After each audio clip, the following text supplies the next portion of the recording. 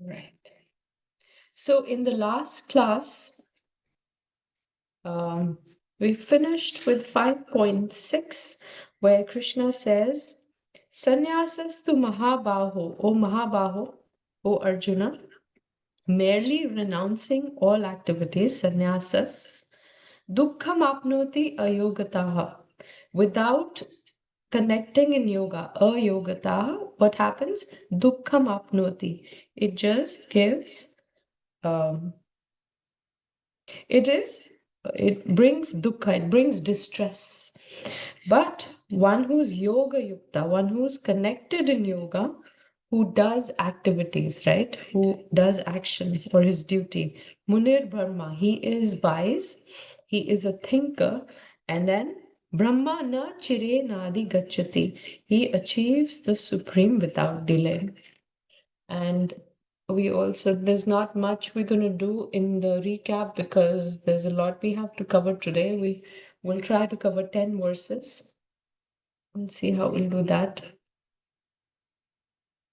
So the first section, or we can say the two sections that we've done so far, Arjun put up a question in the first verse, sannyas or karma yoga, and then Krishna answers from 2.6 to 2.2, 5.2 to 6, karma yoga is equal to but easier than sannyas. And then today's section 7 to 16, performing nishkama karma yoga that frees one from bondage. And then after that, we'll take up liberation by focusing on the Supreme. That's the last section. So one slide we have for recap from what we did in our last class. If there's a wallet on the floor, somebody finds it and takes it to use it for his own enjoyment. What is that called? Sakama karma. Sakama karma. And then the other person sees the wallet but just thinks it's not mine. I'm not going to use it or do anything with it. Gyan Yoga. Then the third one, where you see utilizes in the service without any attachment. Nishkam Karma Yoga. We'll call it Karma Yoga here. Because Nishkam Karma Yoga comes where total detachment and offering the fruit to Krishna.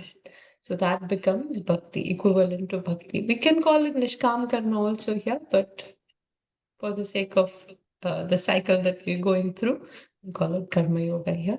And then the last one, giving it to where it belongs. Bhakti. Bhakti Yoga. Bhakti Yoga. Wonderful. All right. Give me 1 second. I'll be back in 1 minute.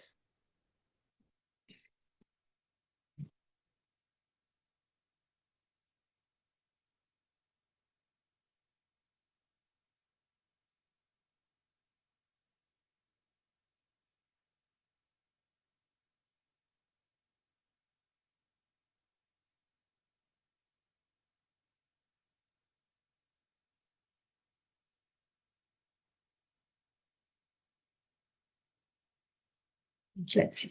We're going to start with today's class where we will see the next section, which is from 7 to 16th verse. Performing Nishkama Karma Yoga frees one from bondage. And from 7 to 12 verses, characteristic of a Yoga Yukta. Yoga Yukta meaning the one who's connected with yoga while doing his activities. So 5.7, let's get right into it.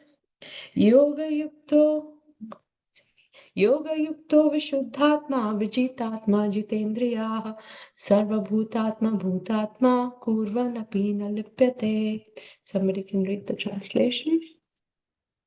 One who works in devotion, who is a pure soul, and who controls his mind and senses, is dear to everyone, and everyone is dear to him.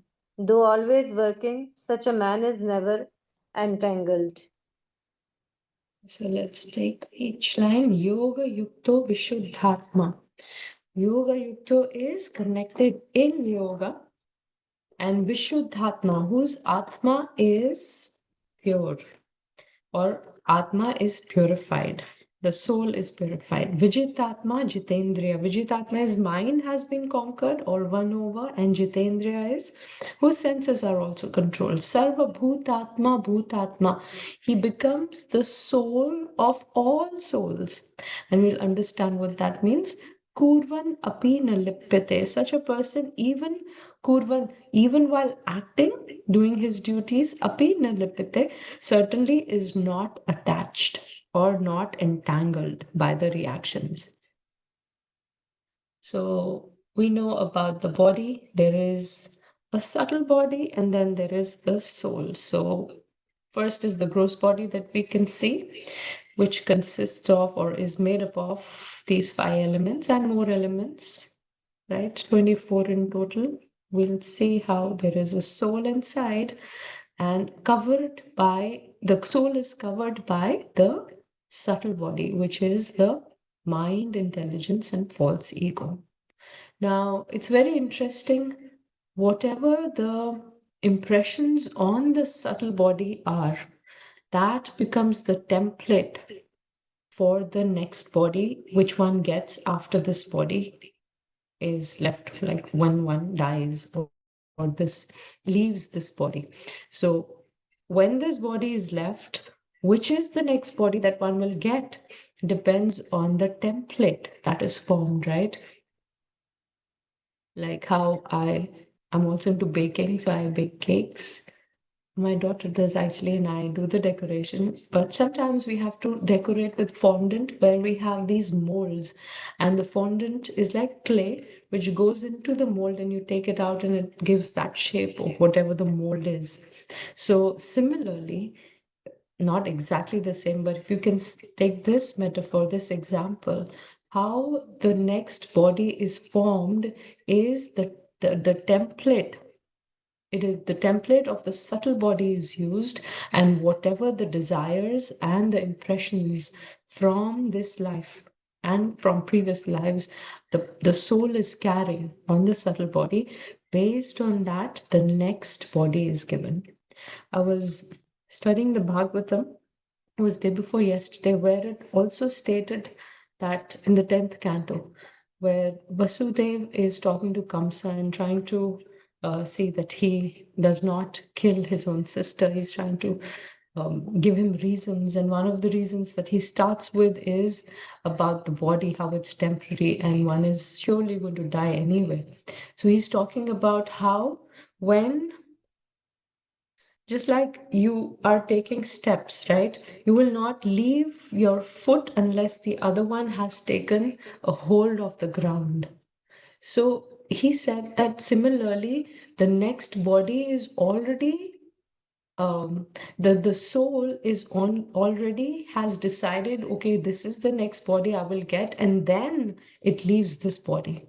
So it's very interesting. I never heard about that concept that the next body is already decided before the soul leaves this body. It is already decided, and that's where it goes and simultaneously leaves this body and gets the other one. So here we see the soul is covered by the subtle body and the gross body. And the subtle body is the template on which the gross body is built. So whatever the state of subtle body at present, that is what we will attain as the gross body in the future. So the visible is delusional, meaning we see a person who's yoga yukta, who is religious person. It seems like he's very restricted, that he doesn't go to certain places, he will not do certain things, he will not eat certain things, right? He avoids all of those certain things because he's a religious person. And the other people who are not religious, they it seems like they have a lot of freedom. They just go here and there wherever they want to. They're just more freer, it seems like. But it is what is dragging them here and there are the desires that are there in their subtle body. They are dragging this person to all these places. So in the 16th chapter of the Bhagavad Gita, Krishna says, Asha Pasha Shater Buddha. which means bound by a network of hundreds and thousands of desires, this person, and absorbed in lust and anger, they secure money by illegal means, meaning that soul which has a lot of desires is running around here and there because it's not satisfied. There is no peace. And we've already done this. Third chapter, 40th verse. Indriyani Mano Buddhir. These are the three places which are the sitting places of lust. And in this verse, Krishna says that these are the places which are purified for the one who's yoga yukta. So Vishuddhatma, purified, since the intelligence is purified, it can repeatedly discipline the mind, conquer it and purify it. And then with Vijitatma, the mind is also controlled, self-controlled. It becomes peaceful. And Jitendriya, having conquered the senses by recognizing that the senses are enemies that often mislead. So these three Krishna components, Krishna has spoken about in this verse, how they are purified. And Sarva Bhutatma becomes, that person becomes the soul of all souls, or he becomes a well-wisher of everyone. When somebody sees that here is a person who is selfless or not selfish, everybody starts loving that person, right? Because he is free from being self-centered. That is what alienates us from others, because when people have selfish desires, then there's some clash, right? Everybody has some selfish desire. I want this, and other people, they want that. But here is a person who is so pure, who is selfless, divinely selfless, then people start loving that person. So he becomes Sarva Bhutatma, which person who has purified Vishuddhatma, Atma is purified, Vijitatma, his mind is controlled, and Jitendriya, whose senses are also controlled. That person becomes Sarva Bhutatma. Kurvan apina lipyate, Krishna says, though working, such a man is never entangled. One does not become bound because internally there is no attachment.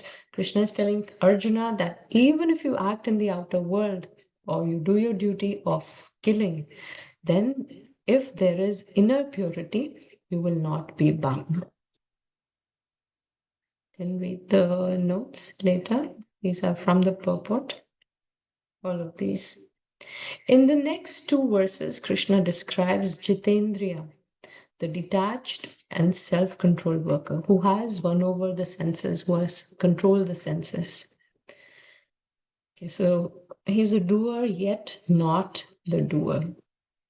Let's recite the verse. This is 5.8 and 9. Naiva kinchit karomiti yukto manyet tatvavit pashyan shrinvan sprishan jigran ashnan gachan swapan shwasan pralapan vishrijan grihnan unmishan nimishan api indriyani indriyartheshu vartanta iti dharayan. Let's have somebody read the translation. A A person person in the divine consciousness, although engaged in seeing, hearing, touching, smelling, eating, moving about, sleeping, and breathing, always knows within himself that he is actually doing nothing at all. Because while speaking, evacuating, receiving, or opening or closing eyes, he always knows that only the material senses are engaged with their objects and that he is aloof from them. Hare Krishna, thank you. Thank you, Prabhu. Okay, so Naiva Kinchit Karomiti Yukto Mannete Tattvavit, one who has divine consciousness. Tattvavit knows the truth that I am certainly not the doer. What is happening is that the senses are coming in contact with the sense objects, and that's what's happening. The soul is aloof, the soul is always pure. That is how a person with knowledge, he realizes that truth. So let's look at all of this. The words Krishna has used: Pashyan, seeing; Shrinvan, hearing; Sprishan, touching; Jigran, smelling; Ashnan, eating; Gachan, going; Swapan, dreaming; Swashan, Shwasan, breathing; Pralapan, talking; Visrajan, giving up; Grihnan, accepting; Unmishan, opening; Nimishan, closing. So ways in which we interact with the outer world or outside world, acquire knowledge, take things inside the body, and also send things outside when we speak or when we're walking. This is how we interact outwardly. And then we take knowledge in also. So, all of these, when a person, while doing all of this, he knows actually it is the senses which are doing, I'm not the doer. So scientifically, we'll see in two ways, two aspects, how I'm not the doer, scientifically and philosophically also. So we'll watch some videos through the presentation. We'll see 2-3 videos. They're very small, 2-3 minute videos. One is on this. It's very interesting. It's nothing to do with the philosophy, but it is to do with the body, which Krishna is talking about over here. So scientifically, we can understand that there is so much going on in the body for which we are not the doers. Right now, also while I'm talking, all right, I have some control on my body, how I talk, when I, pick up my hands, when I look or when I close my eyes, all these things, there is some control, but there is not a total control. For example, the bodily systems inside. When we eat, the only thing we think of is the taste.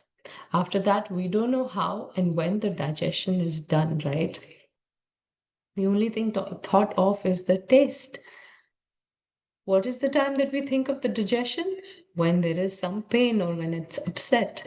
That's the time we're thinking, oh, something is wrong inside. My digestive system is not working properly because the stomach is upset. So, and then there are so many systems, the respiratory system. Let's look at this small video, 3-minute video, where the bodily systems are spoken about. A Wiener Schnitzel, fish and chips, and the Sea Sorry Dog about are this. back. American food.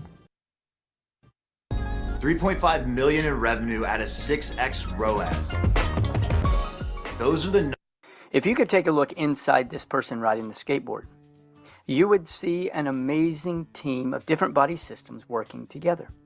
Welcome to Moo Math and Science and 11 body systems. There are at least 11 body systems that work together to help keep the human body alive. Up first, the integumentary system. It consists of our skin. Our skin is the largest organ of the body. It acts as a barrier which protects us from the outside world, helps prevent water loss, and regulates our temperature, along with allows us to touch our surroundings. The skeletal system is made up of our bones, ligaments which attach bone to bone, tendons which attach muscle to bone, and our joints. The skeletal system helps with movement and protection. The muscular system is responsible for movement inside and out of the body. There are 3 major types of muscles: skeletal muscles, which are muscles attached to bones; smooth muscles, which are involuntary muscles found inside the stomach, the intestines, and several other places; and cardiac muscle, which are muscles of the heart. The urinary system filters blood through the kidneys, where it works to filter out waste and produces urine. The function of the respiratory system is to exchange oxygen and carbon dioxide between the atmosphere and the blood. The lungs are a major organ of this system. The digestive system breaks down food so nutrients can be absorbed by the body. It has 3 main functions: ingest food, break food down so that nutrients can be absorbed, and eliminate what can't be digested. The endocrine system sends chemical messages throughout the body. This system is composed of glands that produce hormones that act as chemical messengers of the body. For example, adrenaline is a hormone that causes you to have a sudden burst of energy. The reproductive system is responsible for producing offspring. The lymphatic system includes organs and cells that filter lymph and blood and destroy foreign microorganisms. Lymph is the fluid that leaks out of the capillaries. This fluid circulates among the tissue cells and is collected by lymphatic vessels and returned to the veins. The nervous system sends electrical signals throughout your body. These signals may cause your arm to move or your heart to beat. This system is composed of two major divisions: the central nervous system, which is the brain and the spinal cord, and the peripheral nervous system, which consists of the nerves that branch out from the brain and the spinal cord. The circulatory system pumps blood throughout your body. It consists of your heart, veins that carry blood to the heart, arteries that carry blood away from the heart, and capillaries, which connect the veins and the arteries. Thanks for watching, and remember, kindness multiplies kindness. Be kind. All right. So much about the body that we don't know. I mean, we've studied this in biology. For me, it was again, recapping all the knowledge. I had forgotten most of it. Yes, we have some hand raised. Yes, Balakrishna Prabhu.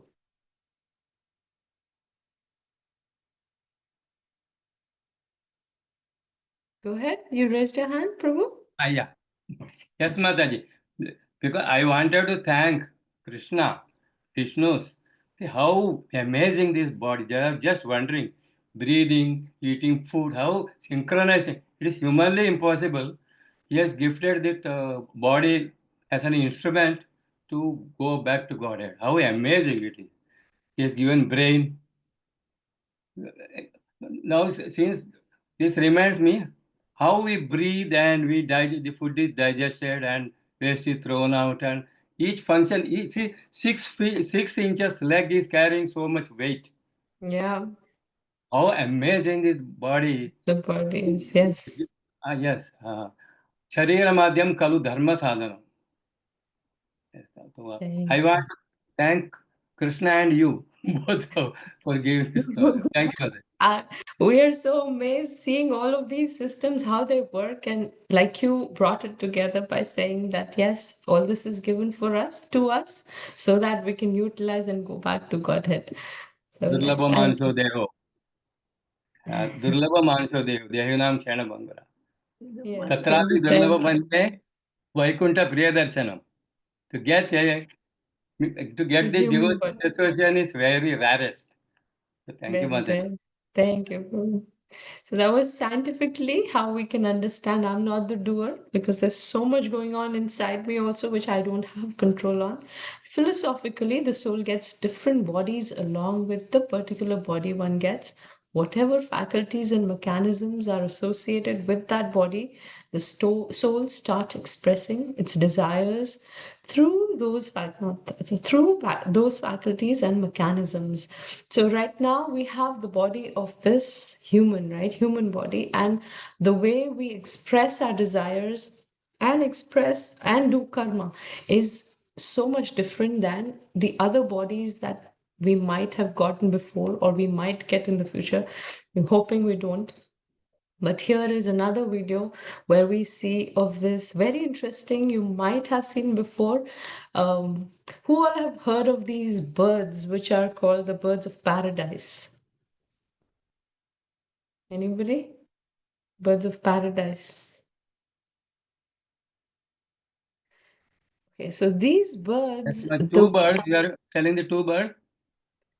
No, not that, Prabhu. In this material world, there are these birds called birds of paradise. And the way they are in New Guinea. That's the only place they're found, but there are about 40 to 42 different types of birds of paradise. So we're talking about how when the soul is in a particular body and how it expresses desires through that body. right? The faculties that are given to it according to its desires and its karma from before, that's the new body which is given. And in that body, whatever mechanism is given in that body, that's how the soul utilizes those mechanisms to express desire. So these birds, the video that, I mean, all these species that are given by Krishna, the way to express desire and to do whatever work, daily work they do is different in each body, right? In each type of body. So we're going to watch this video where these birds express their wanting to be with their mate in such peculiar ways. So it's just 2-3 birds that the video is showing, but there are about 42 and even more. 42 is what they have known till now, in science. And all of them have different ways. Some dance, some kind of sing, some kind of make different postures just to attract the female. And these are all male birds which do. The females are very simple, not too colorful, but the males are very colorful, and some have different kind of. Let's watch. It's really nice. It's interesting.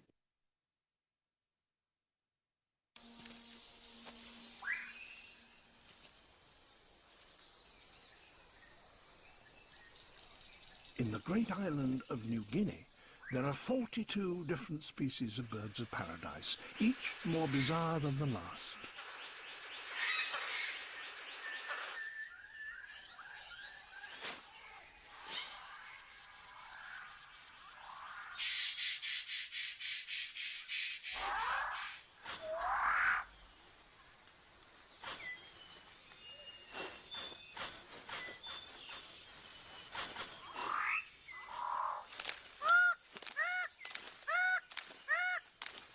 This forest is so rich that nourishing food can be gathered very quickly. That leaves the male six-plumed bird of paradise with time to concentrate on other matters, like tidying up his display area.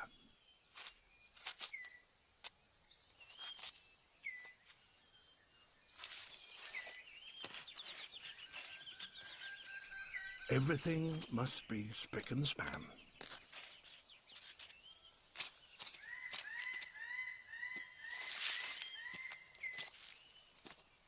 All is ready.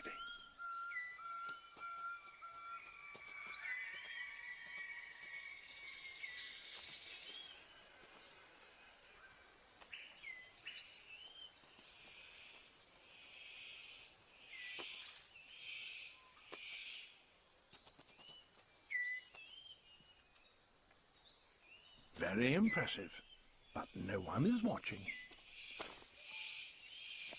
The superb bird of paradise calls to attract a female.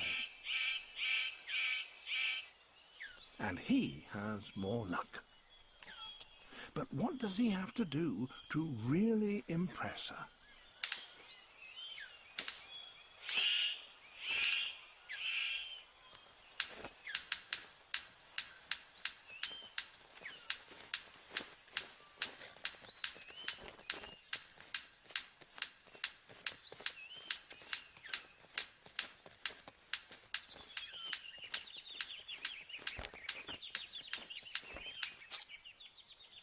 She retires to consider her verdict.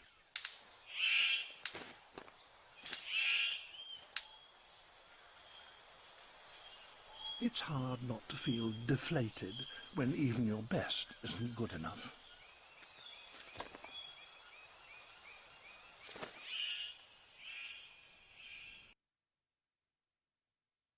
There are so many more of such birds.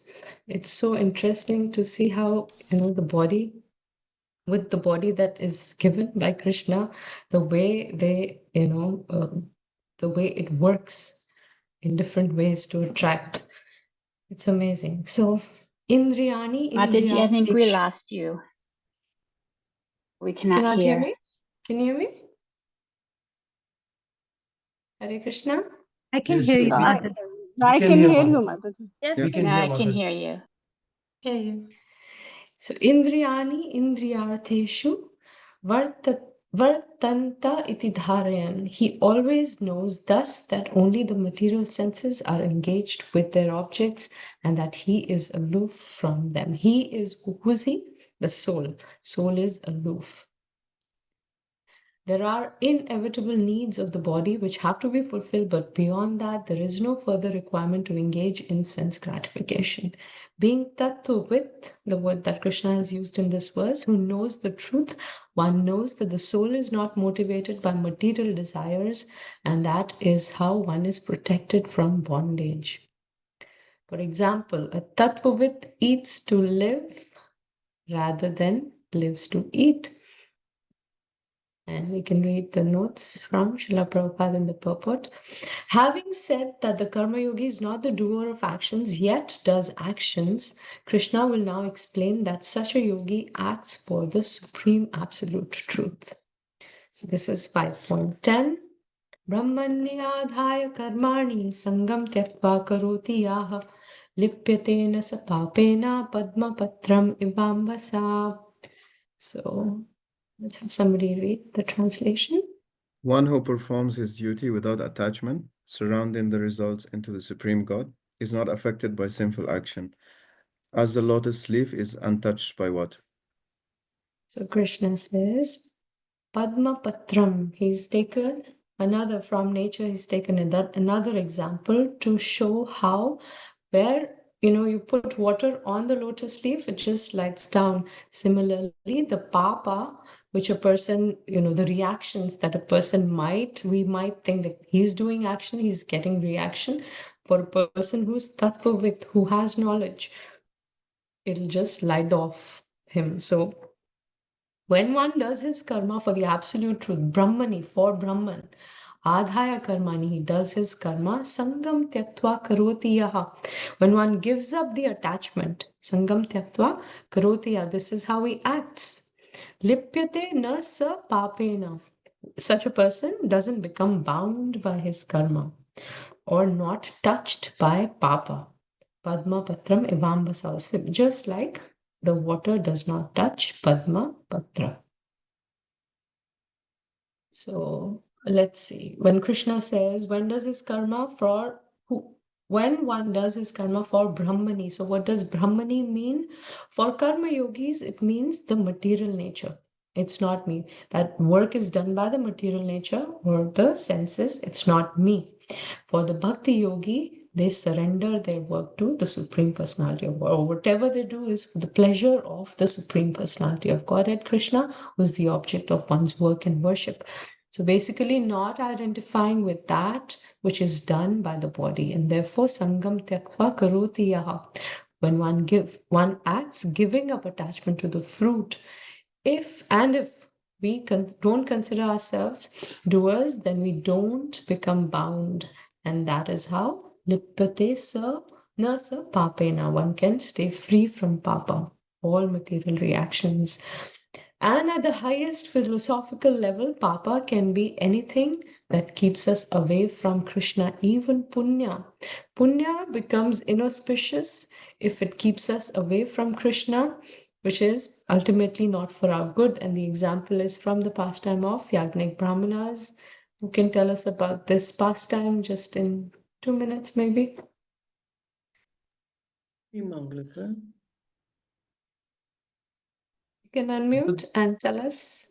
Is it about the Balram and Krishna when they were feeling hungry? They send the kids to get some prasadam from the Brahmanas.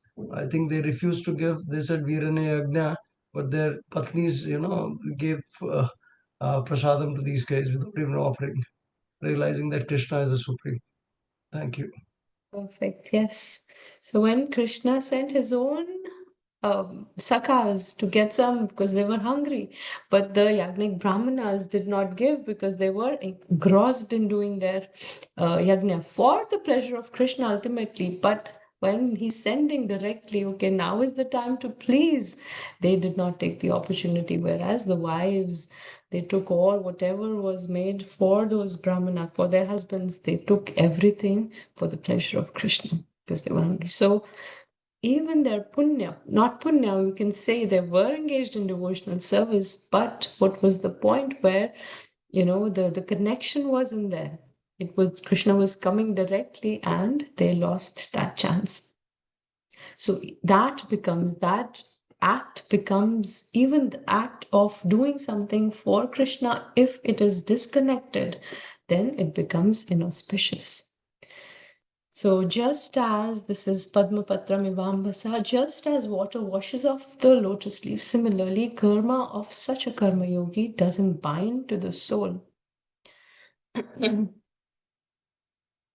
It washes off because there is no material emotional attachment which will bind the soul.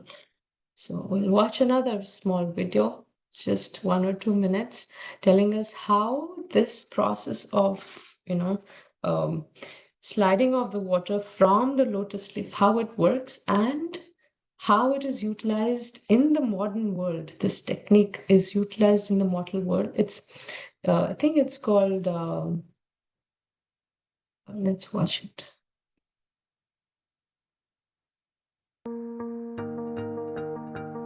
So a hydrophobic surface is a surface where if you were to put a water droplet on it, it'll bead up. So if you think about when you've just waxed your car, water will bead up and kind of roll away.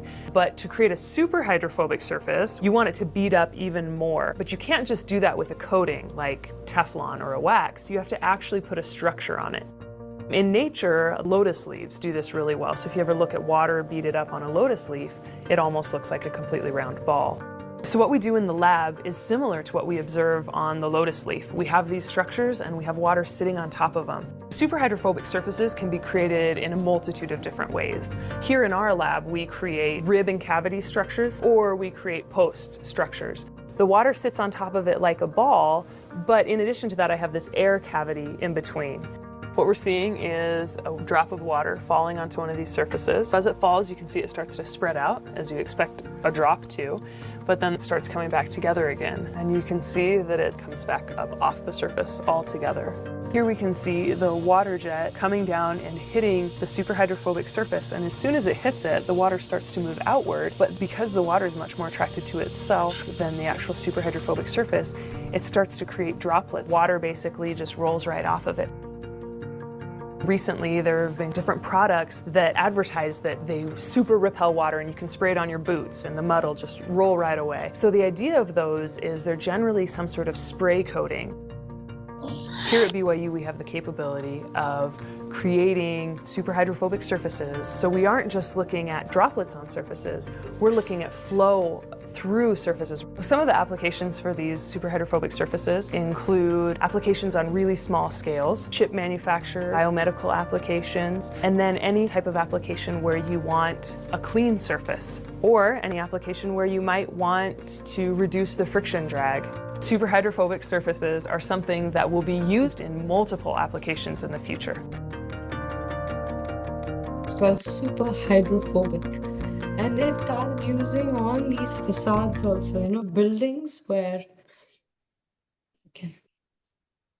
really tall buildings where they can put this surface, make the buildings with this surface, so they don't have to, the maintenance is so minimal that you don't have to go up there. You know how we see people on ladders and machines and cranes and ladders, they're cleaning those buildings. So with these surfaces, it won't be required, because every time they put water, spray water, even when the rain comes, all the dirt that has been collected, it just washes off the building. First thing is, it doesn't collect, and then if it does little, whatever is, it just washes off.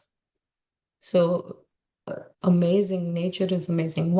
Prabhupada says, one who knows perfectly well that everything belongs to Krishna, that he's the proprietor of everything, and that therefore everything is to be engaged in his service, naturally has nothing to do with the results of his activities, whether virtuous or sinful.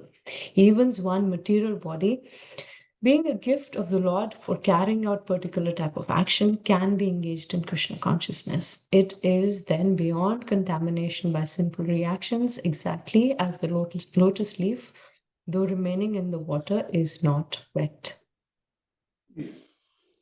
Any questions so far? Or any reflections?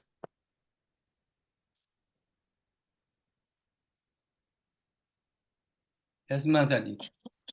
There is another example, this dried coconut inside the shell. Dry coconut? See, this coconut is there, no? Coconut. When it is dried, becomes a copra, and the shell and the coconut become separate. Even though it is inside the coconut shell, the coconut copra, main coconut becomes separate. You can hear the sound of that. Coconut is separate and shell is separate, even though it is inside the shell. It is compared to Padma Patra Iva Ambasa. Means drying, that is called devotion service. When the soul is fully free from the material entanglement, coconut and the coconut shell, they become, even though the coconut is inside the shell, there is a sound producing. If you break it, suddenly they fall down separately. That is another example given in Bhagavad. Wonderful example, Prabhu, how the soul, although the coconut is within the shell, still it is separate. Similarly, how the soul is still within the body, but it is not because of its detachment. There is no, it doesn't acquire any reactions. Wonderful. Thank you, Prabhu. Thank you, Madan. This Padmapatra Ambas and these are the two examples. Why does a person who knows that he is a spirit soul and not the body and is thus detached still perform work? What is the need to still perform work? Krishna says in 5.11 to seek purification. Kayena manasa buddhya kever indriyer api yogina karma kurvanti sangam tyaktvatma shuddhaye. Somebody read the translation. The yogis, abandoning attachment, act with body, mind, and intelligence, and even with the senses, only for the purpose of purification. Hare Krishna. Hare Krishna. Kayena manasa buddhya. Krishna says, with the body, mind, and intelligence purified. Kevaler indriyerapi. Even with the senses, yogina karma kurvanti, the yogi does his karma, sangam tyaktva atma shuddhaye, giving up attachment, and for the sake of atma shuddhaye, for the sake of purification. So, karma kurvanti, we act in this world to get some results. And if you're not to be attached to the result, then what will one work for? Krishna says, for yogina karma kurvanti sangam tyaktva atma shuddhaye. Yogi acts giving up attachment for the sake of purification.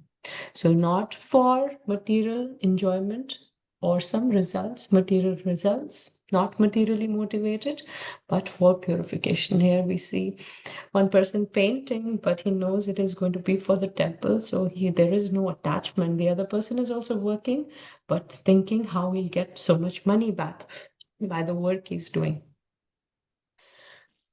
Karma Yogi, if the senses, mind, and intelligence are utilized by being spiritually purposeful, then gradually lust and other anarthas start diminishing and one gets purified. So this is the purpose, Krishna says. If that is the consciousness of how one works for purification, then all these anarthas start diminishing. Krishna spoke in 3.40 earlier how Indriyani, Mano, and Buddhir, these are the sitting places of lust. Through them, lust covers the real knowledge of the living entity and bewilders him. And 42, he spoke about how these three are the sitting places of lust, but there is dull matter, and superior to that is mind, superior to that is the senses, and superior to the senses, the mind, and superior to that is the intelligence. And here Krishna is talking about how all these are purified for a yoga yukta person. So when Krishna says Atma Shuddhaye, is the Atma, does that need purification? Because Atma is always pure. But here when Krishna says Atma, he uses this word, it is for the impure mind and body. So purifying the Atma means purifying the senses and the subtle body, and purification happens when we act in yoga, since it connects us with the higher reality. So if one is attached to the fruit, then one's consciousness stays caught up in the fruit. That's why Krishna says again and again, work without attachment. The purpose of work should be to gain awareness of our spiritual side and not keep us trapped at the material level. Read the notes later. Next verse, 5.12. Yuktaha karma phalam tyaktva shantim apnoti naishtikim ayuktaha kama karena phale sakto nibadhyate. Let's have somebody read the translation.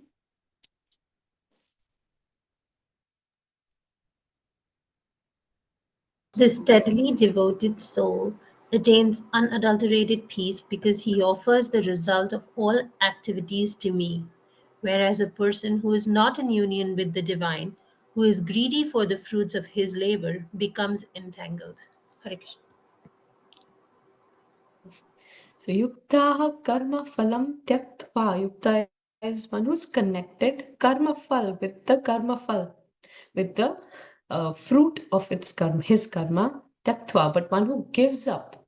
So one who gives up, one who is well connected, giving up the fruit of work, shantim apnoti naishtikim, attains happiness or peace, which is undisturbable. Naishtikim. Ayukta kama karena, but the one who is not connected, ayukta, kama karena, with the spiritual reality, not harm, works out of desire for. Kama karena is for the desire of the results. Phale sakto nibadhyate, becomes attached to the fruit. And such a person becomes bound. So, two options were given by Arjuna in the beginning. He was asking which one should I do? He was thinking of Jnana Yoga and Karma. So one in which I will give up action, take sannyas, and the karma is doing my action. But Krishna gave another option. He introduced Karma Yoga, where he engaged in doing one's duty with detachment for the purpose of purification and for connecting with the spiritual reality. So in this verse, Krishna is comparing option number 2 and 3. 2 was karma, but with attachment. And 3 is karma yoga without attachment. So Krishna says, Yukta karma phalam tyaktva shantim apnoti naishtikim. The one who's connected in yoga, engaged in yoga. So yukta is a variant word from with yoga and yogi. Krishna has used these words throughout the Bhagavad Gita, yoga, yogi, and yukta. That person gives up immediate fruits of work. He achieves unflinching, unshakable, perfect peace. So one who is detached from the results, he is the one who achieves peace. So Shantim in this material world, material peace is very fragile. Threefold miseries are there: Adhyatmika, Adibhautika, and Adidaivika. The Adhyatmika is which are inflicted by one's own mind, and Adibhautika is by the other living entities. Here you see even a mosquito, other living entity, giving us dukkha or klesha in this world. Adidaivika is the ones beyond, by the devas, like earthquakes, tsunamis, and floods, like that. So because of these three, we are facing misery in this world. Threefold miseries are there. So where is the question of getting peace in this world? Krishna here is talking about the inner peace. But the one who is ayukta, kama karena, phale sakto nibadhyate. Krishna is contrasting how one should act and how one should not act. So ayukta is not engaged in yoga, not spiritually purposeful. Then you will automatically become materially driven. So we all have a need for pleasure, because what is the soul's quality? Exactly like Krishna's. It is Sat Chit Ananda. So that Ananda factor or aspect in the soul, we're always seeking pleasure. Our pleasure is in serving Krishna, loving and serving Krishna. But right now we're in this body and we're seeking pleasure on the bodily level.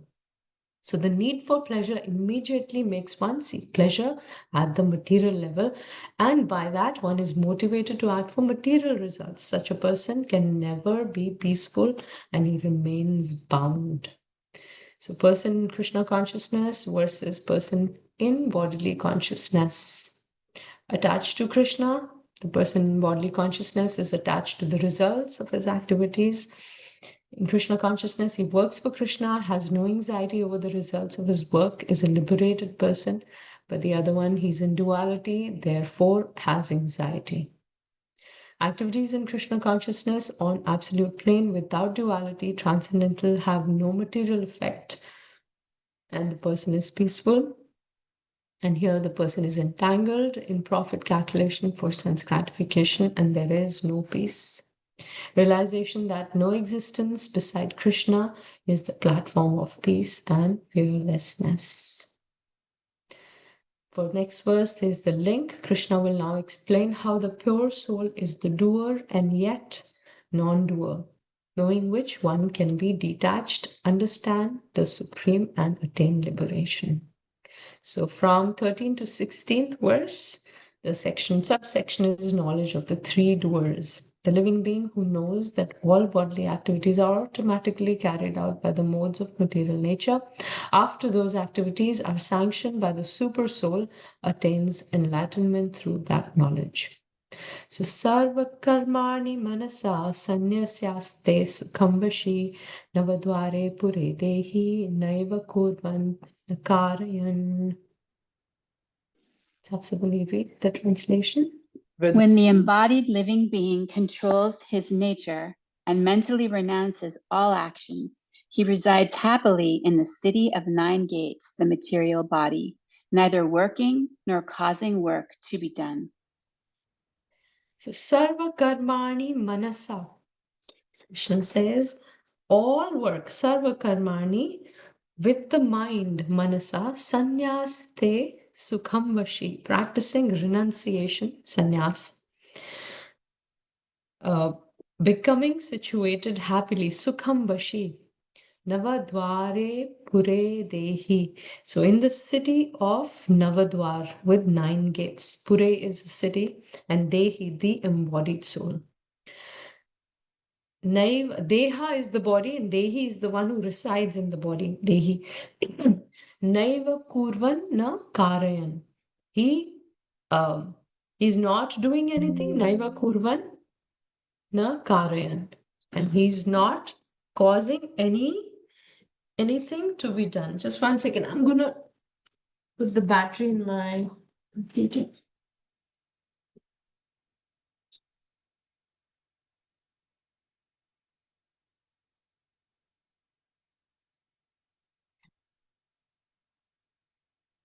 So sarva karmani manasa sanyaste. When physically you act, but emotionally or mentally you renounce. So you're doing sarva karmani, you're doing all activities, but with the mind, you're sanyaste. Sanyaste, which is taking sannyas through the mind. Emotionally, you are detached. Being aware of your spiritual nature, you will not crave for worldly sensations. Sukham vashi nava dware pure dehi, then you will reside happily in the city of 9 gates, which is the material body. Naiva kurvan na karayan, neither working nor causing work to be done, you will not be bound. So Krishna is talking about mental renunciation of physical action, elaborating what was talked about in 5.8 and 9. He spoke about, remember how while sleeping, talking, going, right? Dreaming, one knows that I'm not the one who's the doer. Here he's elaborating on that. He's saying that the senses are coming in contact with the sense objects, that I'm not the one who's doing. And this deha consists of 9 gates, which is 2 eyes, 2 nostrils, 2 ears, 1 mouth, 2 excretory holes.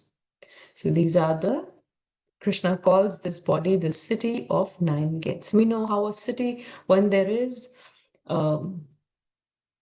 in the earlier times, we know where there was, people ruling kingdoms, their forts were guarded, right? Because there's some treasury inside. Even the people inside, they need to be guarded by the outside enemies. So sometimes they used to have big barricades, or people used to be guarding, soldiers used to be guarding the gates. Also, sometimes there used to be a lake around the whole city or the fort guarding so that people cannot, or there are big walls. There were always there, big walls to the forts. Sometimes even forests around, so that not people who are not welcome, they cannot come, they cannot enter. Also in the Bhagavatam, we see story of Puranjan, Prachini Bharishat, the Narad Muni is telling him a story, and he wanted to talk about Prachini Bharishat, how he was so attached, but instead of saying directly, he gave the example of this made-up person called Puranjan, and how Puranjan was the soul, and he had a friend who was the super soul. It's a beautiful story, but connected to all these same aspect. City of Nine Gates. These are the notes in the purport. You can read later. Let's read this. So this is from the Upanishad, the Supreme Personality of Godhead, who is living within the body of the living entity, who's the super soul, is the controller of all living entities all over the universe. The body consists of 9 gates. The living entity, in his conditioned stage, identifies himself with the body, but when he identifies himself with the Lord within himself, he becomes just as free as the Lord, even while in the body. Like the Patra Pushpam, like Padma Pushpam, like how it's not even in contact with water, it is aloof. And like Prabhuji gave example of the coconut, how within the shell, the coconut is there, but it is detached. Role of material nature, which is the next verse, 5.14. Let's recite it now. Kartritvam na karmani lokasya srijati prabhuh na karma phala samyogam swabhavastu pravartate. The embodied spirit, master of the city of his body, does not create activities, nor does he induce people to act, nor does he create the fruit of action. All this is enacted by the mode of material nature. Hare Krishna Mata. Now, kartritvam na karmani, not having a proprietorship attitude, that I am not the doer. Kartritvam na karmani, not thinking that I am the doer. Lokasya srijati prabhu, nor is that you can have others to do things. And prabhu is denoted for the soul. Soul is the prabhu, and we'll understand how he is the prabhu. Na karma phala samyogam, nor is there any contact with the fruit of karma phala, with the fruit of work. Swabhavastu pravartate, that the material nature, the swabhava is the material nature over here. Tu pravartate is the one which is acting. So na kartritvam na karmani, not having a proprietorship attitude and not thinking that he's the doer. He does not create the activities. Lokasya srijati, nor does he induce people to act. Na karma phala samyogam, nor does he create the fruits of action. Then what is happening here? All this is enacted by the modes of material nature. So there is the soul, which is this, Krishna has called the soul, the Prabhu. So the soul is superior and the master of the body. Ontologically, if we see, so 3 aspects how the soul is superior. Ontologically, also we know the soul has consciousness, but the body, which is gross, does not have consciousness. So in that sense, the soul is superior. So having consciousness, therefore, the soul has control over certain bodily functions and use that control for taking the body in certain direction according to its svabhava. And then to the extent we control the bodily urges, to that extent our mastery over the body increases. For example, I love eating, I'm just giving one example. If a person loves eating gulab jamun, right? But the doctor has said you shouldn't eat too much, you will get diabetes if you do. You're on the borderline, don't eat too many sweets. But I love eating sweets. And somebody has said, doctor has said, no, now the craving is more. I love to eat. So somebody has gifted a box of gulab jamuns and I've kept it in the fridge. I go eat one after my lunch.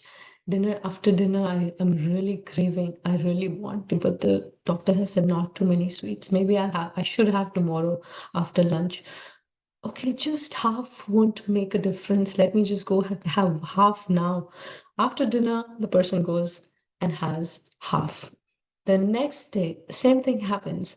Because I have said yes, after dinner also, I'll have just half. Because I have said yes yesterday, now saying no becomes more difficult. But because if I take control, the mind and the intelligence takes control over the senses, sense of taste. No, I should not have. If we take the strength and say no, then the next time it'll be easier to say no. If we say yes, then the next time it'll be more difficult to say no.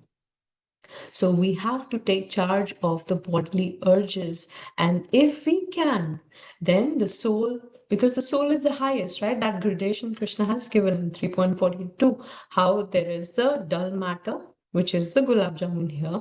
Then there are the senses, sense of touch. Then there is the mind, intelligence, and then the soul, which is the most supreme, because there's consciousness there.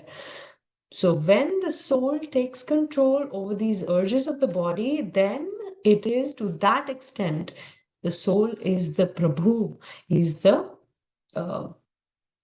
real proprietor. He's the real, not the senses, because the senses, like a chariot, right? We have taken this, Krishna has also given this example.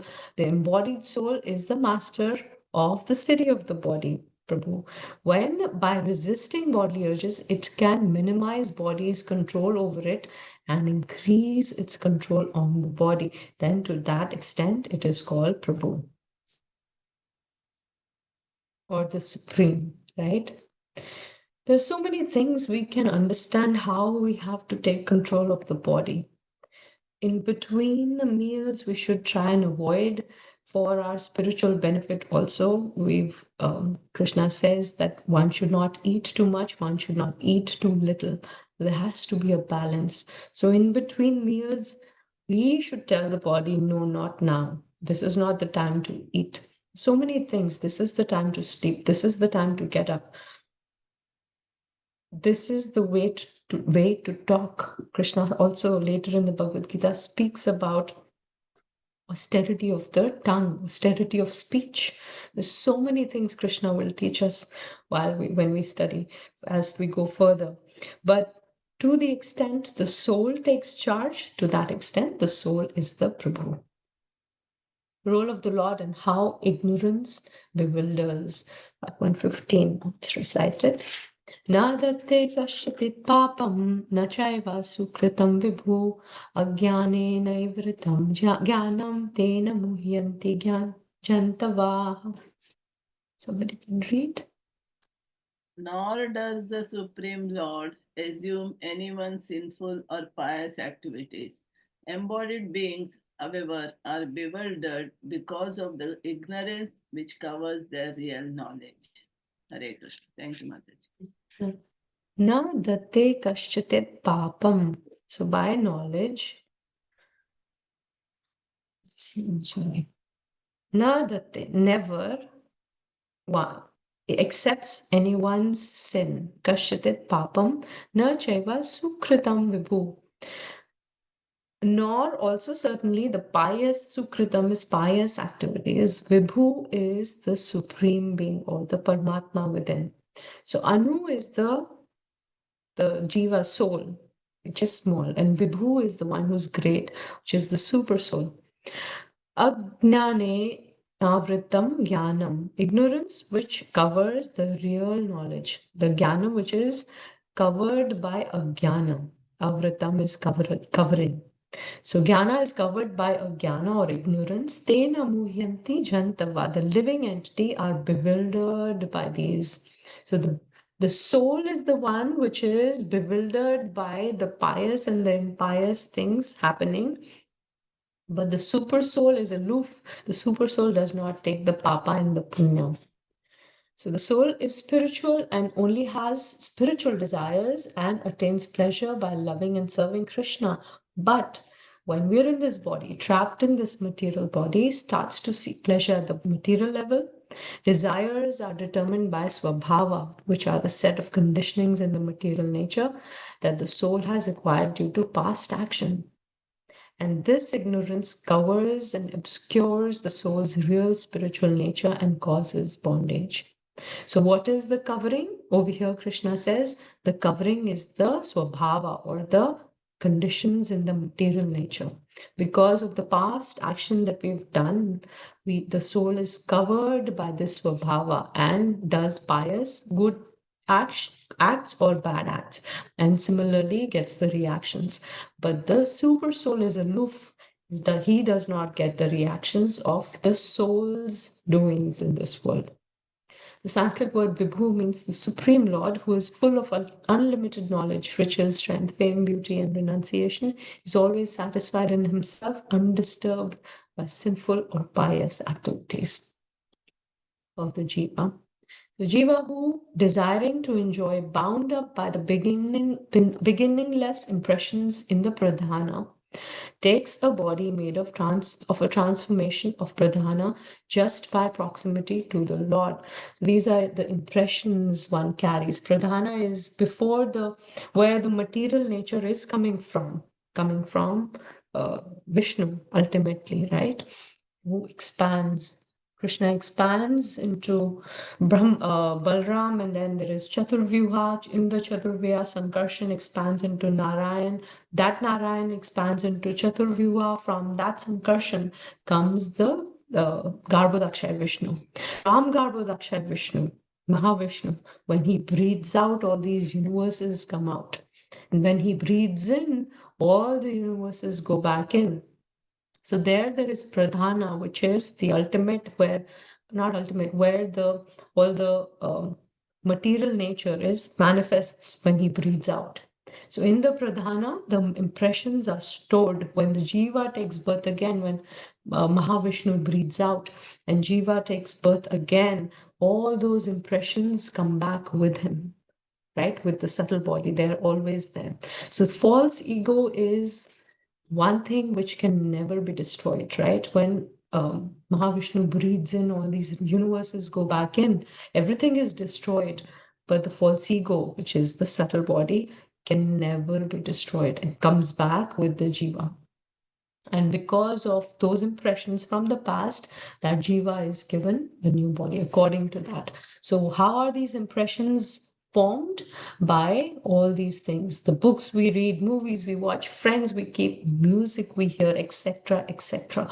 All these impressions are formed, and accordingly we act. That's why it is said that when a lady is expecting, she should hear or read Bhagavatam or read the Bhagavad Gita, do all these things, because impressions are already forming within the womb of the little child. Okay, so let's keep going. Here we see who is the doer. So there is a person who has done some bad action, right?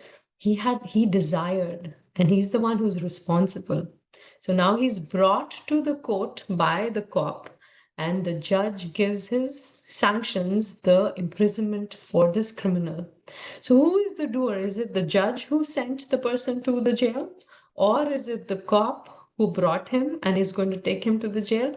Or is it the criminal himself? Who is the doer? So judge is the sanctioner, cop is the executor, and the criminal is the desirer. So in that sense, all three are the doers. So there's Jagdish, there's Jiva, and there is Jagat. So Jiva is the one who desires, and the one who's responsible. Super soul or the supreme is the one who sanctions Jagadish, and the Jagat is the executor or the one who material nature, through which a person gets his desires also fulfilled and also is punished through through the material nature. So what happens when we think I'm in control of everyone and everything, I can get what I want, I will beat my rival, I will work so much and I'll get the results. He's the one. If the jiva thinks like this, then he is creating bondage for himself due to this ignorance. But the Lord is just, or he's equal. But the ignorant people, not wise, say that the Lord is unjust. Okay, this is all there in the purport, you can read. And the last verse for today, knowledge enlightens. Jnanena tu tad ajnanam yesham nashitam atmanaha tesham adityavat jnanam prakashyanti tatparam.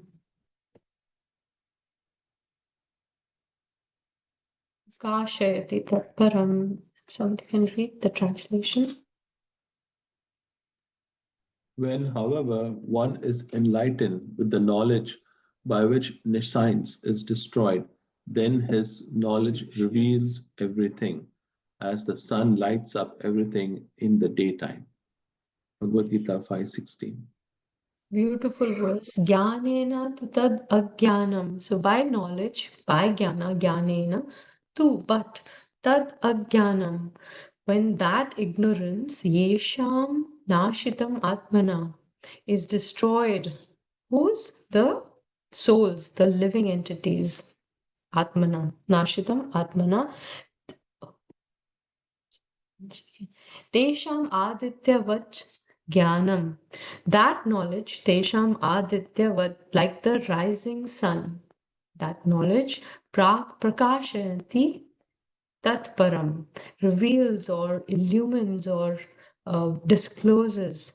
What does it disclose? That truth. Tatparam, that truth. So here there is a transition, we'll see. The knowledge which illumines or reveals everything, what does it reveal? The supreme truth, Tatparam. This marks a transition of a yogi from Atmagyan. Till now, we've been talking about the Karma Yogi, right? He is not introduced to Krishna yet, but he does his work for purification because he knows he's the soul, he's not the body. There's something higher than him. So he works for purification without any selfish desires, and that's how he doesn't get bonded to the results. That's how he gets free from the bondage. So here Krishna is saying how that yogi, there is a transition from Atma Gyan, he gets Paramatma Gyan. By consistently practicing Karma Yoga, one starts perceiving the absolute truth, who's ultimately Krishna. Right? So let's see the verse again. Prakashanti tatparam. He sees through that knowledge, he sees that it is tatparam, it is the Paramatma or Krishna himself ultimately. So we've seen this, we've heard this aphorism from the Brihad Aranyaka Upanishad. Tamaso ma jyotirgamaya, lead me from darkness to light. How light illumines, right?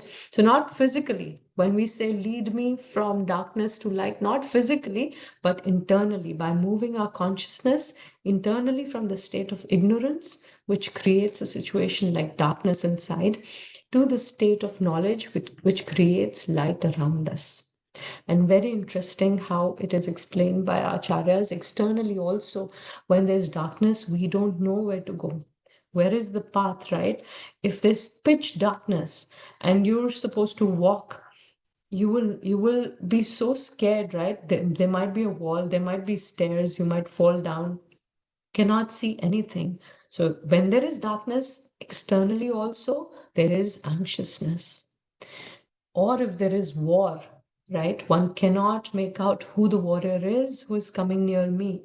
In case of that's why in the olden days it was said whenever there is war, by the time it is dusk, we have to stop the war. Why? Because who is approaching, we might not know whether he's an ally or enemy. So thinking somebody to be ally, we might put our guard down and get destroyed, or thinking somebody to be enemy, right? We might just kill the ally. So it could happen both ways. So internally, when there is darkness, we will not know which are the good desires and which are bad desires because of the darkness of ignorance. So when the inner world is filled with darkness of ignorance, then we don't know which desires of ours are enemies and which are friends, which to choose and which to reject. We can mistake the desires that cause bondage and misery to be desires that give us freedom and happiness. And in this way, the soul, and vice versa. And this way, the soul becomes bound.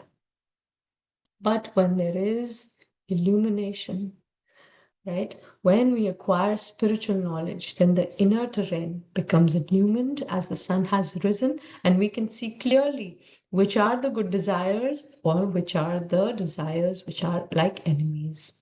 5.15, Krishna spoke about how ignorance causes illusion, and when the soul acts under illusion, it becomes bound. Here, Krishna says in the 16th verse, how illumination, when it happens because of knowledge, then there is the ignorance is destroyed, and we can see clearly that param, we can see what is the supreme or who is the supreme. And the next section will be when one's ignorance is removed by knowledge about the living entity, material nature, and the Supreme Lord, one will take shelter of the Lord and attain liberation. This will be the one from 5.17 onwards.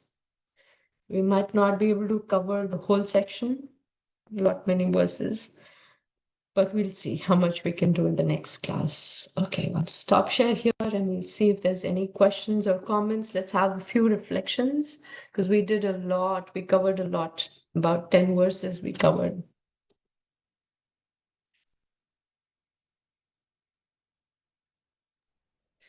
Or we can have a little, yes, Sanjana Mataji, go ahead. Hare Krishna, Mataji. Thank you so much for today's class. Like, it amazes me how you bring so many amazing examples from like the birds of paradise and stuff. Like everything, every content that you consume, you end up actually dovetailing it towards Krishna consciousness, and I see it in how you teach us.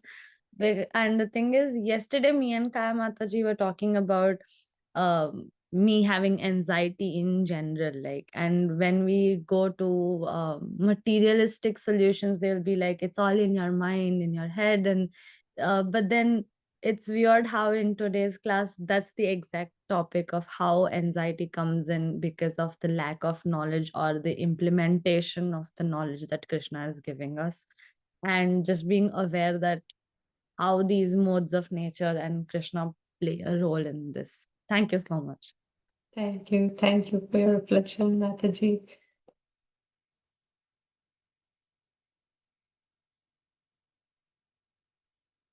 Okay, if there's no question, what we can do, we still have 10 minutes. What we're going to do is take a minute to introspect and see when we are acting in this material world, there might be desires which come, and we might think, yes, this is a Krishna conscious desire. It might not be, or it might be, right? How to navigate our desires. Let's think about that a little bit and how to connect it with Krishna consciousness.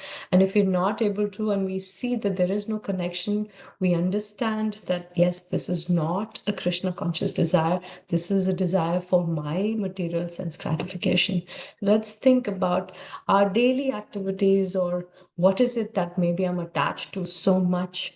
It might not be a devotional desire. It might be the desire of, the material senses. Let's think about that. And if you share, yes. Hare Krishna, Mataji. Mataji, very beautiful class. And see, that thought never came to my mind that there's so much is going on in my body 24/7. Right. Just we are talking about like controlling outside things, but inside everything is so well organized and it's happening from my birth.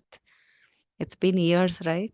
That Yeah. topic was really beautiful, Mataji, how you explained and all. I have this question, Mataji. Thought of asking from so many days, but it is connecting today. You're telling that this material desires in my work, it's related to work. Uh, if I'm thinking to switch the current company. Mm. If I want to do that, I have to means study a little bit, right, to career interviews and all. I want to means upgrade the knowledge. Is that what kind of desire is that? I did not get how to take it actually. Well, when we're acting in this world, right, like Arjun had to fight. For him, getting skills for fighting, is that material or spiritual, right? So when he connects those skills in fighting for the pleasure of Krishna, it becomes devotional desire, right? So similarly, for us in this world, when we acquire skills to develop more to be in this material world, right? If we connect them to Krishna, pleasing Krishna, yes, I want to know a little bit more in the material world. It is material knowledge, but we can connect it and dovetail it for Krishna's pleasure. So I'll get a maybe higher position or an upgrade or a different kind of job where I'll get a more, materially more money, right, to take care of my family. But if we connect it, if we offer that result, the money that I get, give a little donation to the nearest ISKCON temple so that that can be used for so many different purposes, right? For Krishna's pleasure, for the festivals, for even prasad, making prasad for the devotees who come. When we dovetail whatever we receive through our material assets, then it becomes devotional. Thank you so much, Mataji. That my inside background of the mind, it will be always running. Like, what if I want to do something? See, what is it right or wrong? Always comparing to our classes and all, right? Sometimes we'll not get clarity. It's a Thought of beautiful asking you question, this. Mataji. Yeah. It's a Thank you very so nice much, question, but Mataji. if we can dovetail and connect it with Krishna consciousness, it becomes devotional. Hare Krishna, Mataji. Thank you. Krishna. All right. Anybody wants to share? Yes, Kaya Mataji and Ipsita Mataji. Ipsita Mataji, you could go first. Hare Krishna, Kaya Mataji. Go ahead, please. I will do after. Oh, okay. So your gulab jamun story, Mataji, was very, very pertinent to me, and I'm so aware that everything I do creates like more craving, like more craving. So if I don't have the sweet, then I crave it less and less and less.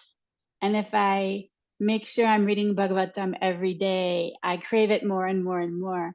And I'm just seeing how Krishna is so merciful that wherever we put our focus, he will let us grow in that direction. He so wants us to be free agents in our return back to him, that he just gives us all the power to just keep enjoying in whatever direction we want. So I'm really seeing how refraining from doing things that I know are not in alignment with Krishna consciousness is really helping me to just like almost forget about them.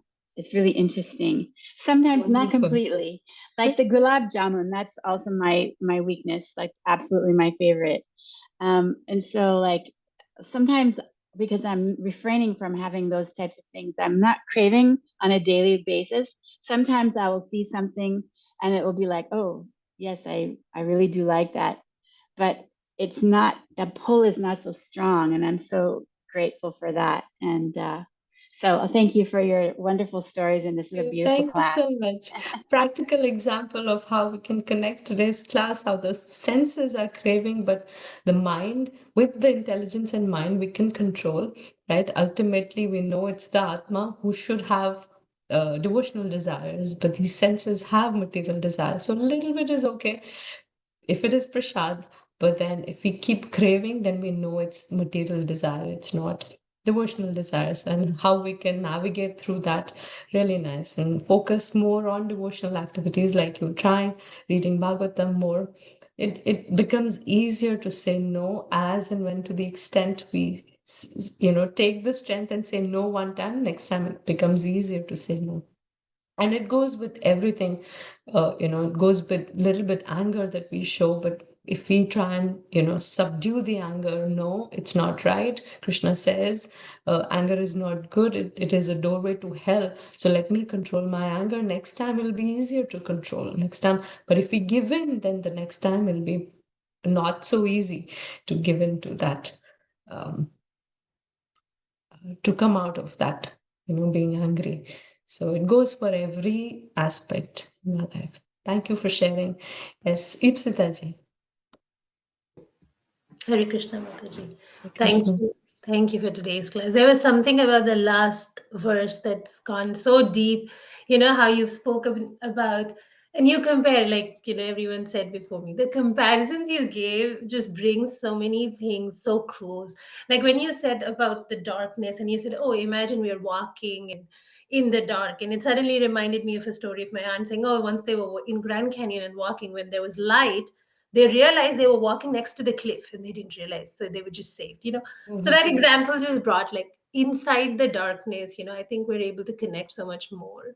One thing I want to say is, sometimes when we are in pain, like we have to go through, right? Like just in life, there are difficult moments we go through. And I feel the external desire, the material world desires that we have is, at least for me, when I'm going through Mataji, is I feel like in circumstances and situations, there's this, like, in Hindi we say jhatpatahat, like, when you want to come out of it, and your material desire can be, okay, Lord, just get me out of this situation. It's emotionally hurting me or my family, or physically hurting me and family. But I realized, like, if in that moment, when I'm able to go in or just chant or just sit, like, there are days I can even cry. But if in that fear, in the desire to say, just take this away from me, if I'm able to control and sit and just chant and say, okay, I know there's a reason for this, and I trust you, Krishna, like Radha Krishna, I trust you completely. I know, there's so much of back history to what life has happened, that there is a reason I'm in this moment, and you have brought me here. So I am so grateful. I don't know the purpose of it, but I surrender to you in this moment. And I know that it is for a reason. Just help me that I can hold on to you. That's all that I seek. Just help me hold on to you. That gives a different kind of strength, Mataji. I think that's the purpose, because as a soul, maybe sometimes, it's said that it needs to be dark for all the extra 10,000 lights to be shut down, so that one light which you need to follow can be shown to you. Because when there are 10,000 lights, you don't know which side to go, because there's too much. I don't know, like, I'm at an intersection and all 4 lights are green. Now which side do I go? But if everything shuts down and you can breathe in for 5 seconds in that moment, and then one light opens up like a diya, a deep, and that's the path. Krishna says, okay, now here is the deep, just follow that and I will lead you. I think that's the difference I feel in different difficult situations, where if I can hold on to the urge of not giving in, wanting to get rid of this pain physically and emotionally in the material world, then slowly within something holds me, and I can hold on to it and gradually, move closer Very to it. nice. Thank you. Thank you for sharing that. And it's amazing how you seeing it and connecting it with the times that you go through certain aspects and there's anxiousness within, but you connect it with Krishna and say, realize, yes, this is given to the situation is given to me by you, and let me, just chant your names. And it's a beautiful verse from the Bhagavatam, which we can connect with this, is when Brahmaji, 10th canto, Brahmaji says to Krishna, Tattenu kampam susamikshmano bhunjana evatma kritam vipakam hridvag vapurbhir vidadan namaste jivetayo mukti pate sadaya bhak. He says, when we are going through these situations in life, which are trying situations, when we're anxious, if we understand that these are from my past karma, right? And in those situations, with folded hands, we pray to you, O Krishna, that you have given me this. Maybe I deserved much more, but you've brought it down to so much, so little. And with that attitude, when we pray, not with the attitude, why me? Why are you giving this to me? Not with that attitude, but with the attitude of acceptance and still praying to Krishna, then one becomes the legal heir to liberation, Krishna says. Like a king, his son doesn't need to do anything, he just needs to take birth as the son of the king, and he's already is the heir of the whole kingdom when he grows up. Similarly, a person becomes the heir to liberation if he has this attitude when troubles come in life. 1048, Mother. 1048, thank you. 13:8. Dayabad.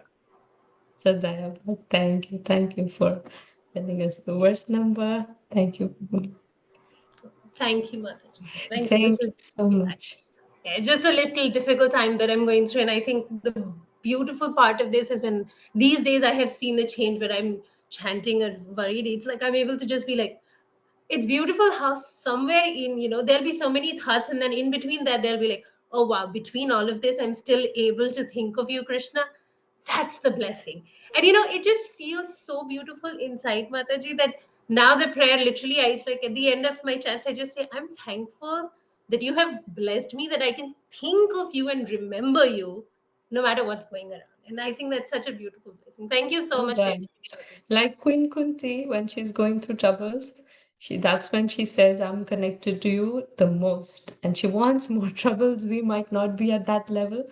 But yes, connecting and seeing Krishna's hands when we are going through situations, that's what we're trying to learn and we're trying to perfect in this material world. Thank you everybody for joining. We'll meet again next time. I'll send the homework from today's class, today or tomorrow. Hare Krishna, everyone. Hare Krishna Mataji, Hare thank Krishna, you. Mataji. Hare Krishna, Hare everyone. Krishna Mataji. Thank you so Hare much. Krishna Mataji. Hare Krishna, Everyone.